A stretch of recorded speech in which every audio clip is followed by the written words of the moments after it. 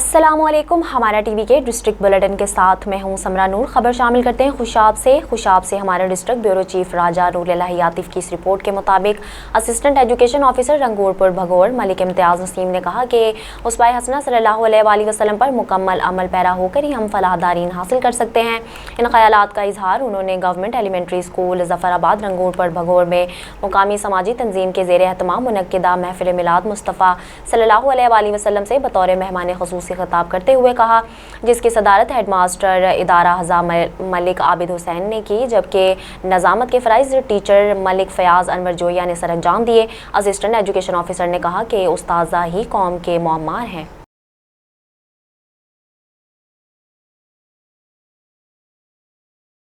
खबर शामिल करते हैं सरगोदा से। आपको बताएं, सरगोदा में IT के नौजवानों ने आर्टिफिशियल इंटेलिजेंस को इस्तेमाल करते हुए बसारत से महरूम अफराद के लिए खसूसी कैमरा तैयार किया है। इस हवाले से मजीद जानते हैं मोहम्मद काशिफ से। जी काशिफ, बताइएगा। ये नौजवान मेरे साथ जो मौजूद हैं, इन्होंने एक ऐसा चश्मा तैयार किया है नबीना अफराद के लिए, जिससे वो दूर से ही पता लगा सकते हैं कि क्या चीज़ आगे आने वाली है, गाड़ी है या मोटरसाइकिल है। मेरे साथ वो दोनों नौजवान मौजूद हैं, उनसे जानने की कोशिश करते हैं कि वो उन्होंने कैसे तैयार किया।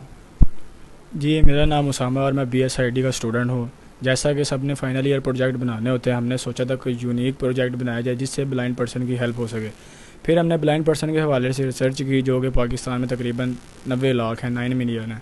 तो फिर हमने ये चूज़ किया, इस पर वर्किंग की। इसमें जो टोटल फ़ीचर हैं वो 4 हैं। इसमें जो पहला फ़ीचर है वो है ऑब्स्टेकल डिटेक्शन।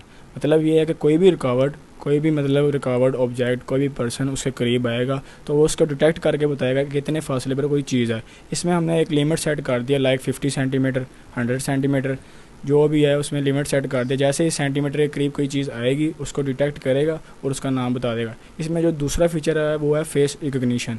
फेस को डिटेक्ट करेगा और उस पर्सन का नाम बता देगा। ये फ़ीचर हमने इसलिए ऐड किया ताकि कोई भी पर्सन उसके करीब आए, उसके फेस को डिटेक्ट करेगा, फिर उसका नाम बता देगा। ये फ़ीचर इस वजह से ऐड किया है ताकि कोई फैमिली पर्सन से वो इजीली कम्युनिकेट कर सके। जैसे उसके फैमिली पर्सन उसके करीब आए तो उसके डिटेक्ट करके उसका नाम बता दे, योर नेम इज़, जो भी उसका नाम होगा। इससे उसको पता चल जाएगा मेरे फादर हैं, ब्रदर हैं, सिस्टर हैं, और इजीली पहचान सकेगा। हाँ जी, बिल्कुल। जैसा कि आपने इनकी बात को सुना, ऐसे ही एक नौजवान मेरे साथ और भी मौजूद हैं जिन्होंने ये कैसे उनके आइडिया ज़हन में आया और ये कितनी लागत इस पे आई है, उससे भी जानने की कोशिश करते हैं। जी, मेरा नाम अबूज़र है और मैं भी BSID का स्टूडेंट हूँ और सामा मेरा दोस्त है। हम दोनों क्लास फेलोज थे।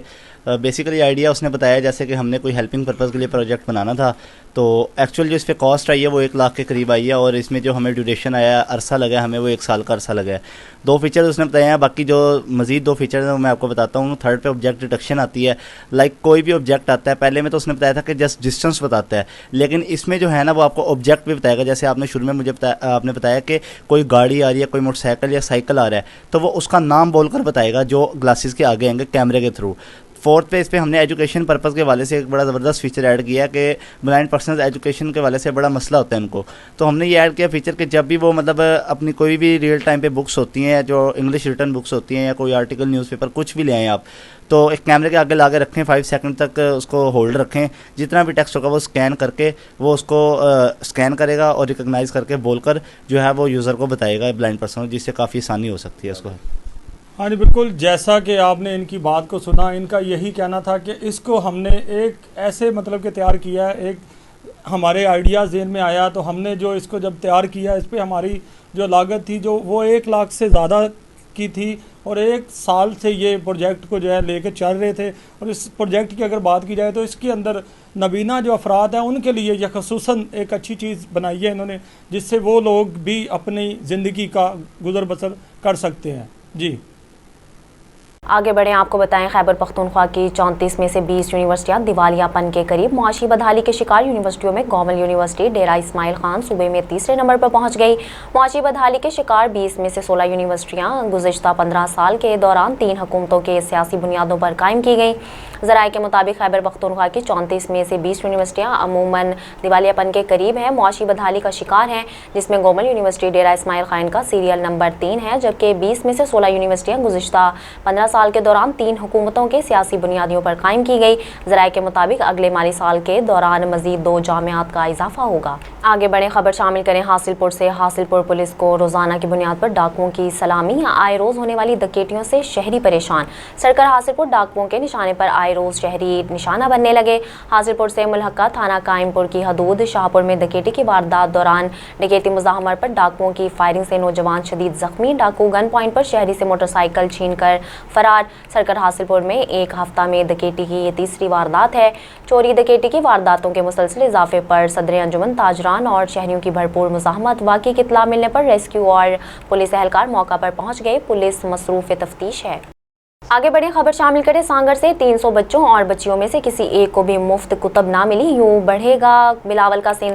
Government primary school Abdul Ghaffar Lagari में दही इलाके के गांव के 300 बच्चे और बच्चियां पढ़ते हैं, जो जदीद तरीन टेक्नोलॉजी दौर में भी तमाम बुनियादी सहूलियात से महरूम हैं। रिपोर्ट कर रहे हैं इशफाक सुलहरी।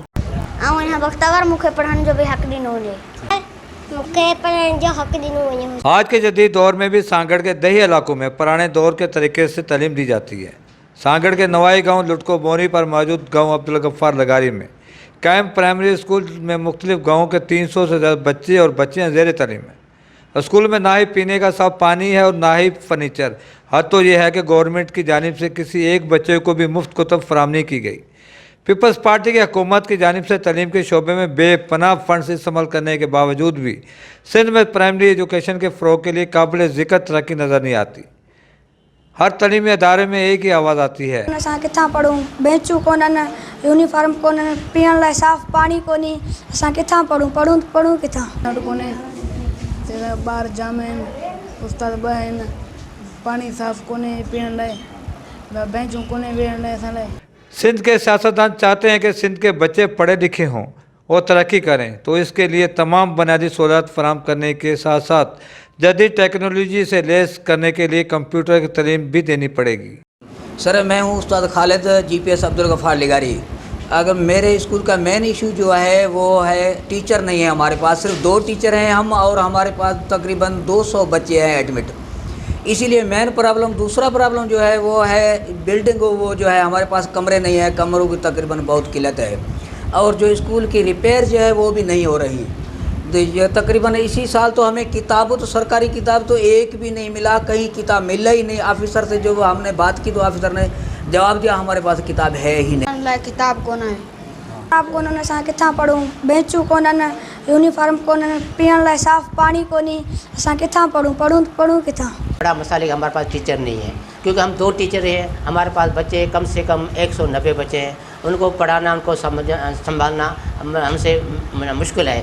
इसलिए हमें चाहिए कि हमें कुछ 2-3 टीचर मिले। और हमारा फर्नीचर नहीं है। बच्चे जो बेचारे जो ज़मीन में बैठे हुए हैं, कोई दरख्त के नीचे बैठे हुए हैं, उनके लिए ये फर्नीचर नहीं है। और तीसरा, हमारे बिल्डिंग जो है ना वो नहीं है। हमारे पास सिर्फ 2 ही कमरे हैं जिसमें हम बच्चों को जो जानवर की तरह बिठा के रखते हैं। हमें चाहिए, हमें मेहरबानी के 2 या 3 कमरे दिए जाएं। और उसके अलावा हमें किताब नहीं मिले, हमें एक अदर किताब भी नहीं। और अगर सिर्फ सियासत करनी है और वोट तक सिंध के अवाम को रखना है तो फिर सिंध यूँ ही पढ़ा लिखा रहेगा। कैमरा टीम के साथ इशफाक सुलहरी, सांगड़। आगे बढ़े, आपको बताएं मुल्क भर की तरह सरगोदा में भी जश्न ईद मिलादुन्नबी का सिलसिला में मुख्तलिफ मुकाम पर स्टॉल सज गए, जहां से शहरी झंडे बैचेस घरों को सजाने के लिए बरकी कमकमों की खरीदारी करने में मसरूफ़ हैं। इस हवाले से मजीद जानते हैं मोहम्मद काशिफ से। जी काशिफ, बताइएगा। हाँ जी बिल्कुल, मुल्क भर की तरह सरगोदा के अंदर भी 12 रबीउल अव्वल की आमद के साथ ही जो स्टॉल हैं वो सजा दिए गए हैं। इस वक्त अगर बात की जाए तो मैं हामिद शाह मस्जिद के आगे मौजूद हूँ, जहाँ पे स्टॉल सजा दिए गए हैं, जहाँ पे मुख्तलिफ झंडे, बैजिस और मुख्तलिफ चीज़ें जो है लोग ख़रीदते हुए दिखाई दे रहे हैं। जिसमें यहाँ पे लोगों का ये कहना है कि 12 रबीउल अव्वल की आमद के साथ ही हम लोग इसलिए यहाँ पे आए हैं ताकि हम लोग अपने घरों को, बाज़ारों को और गलियों को सजा सकें और 12 रबीउल अव्वल की आमद जो है उसको मना सकें।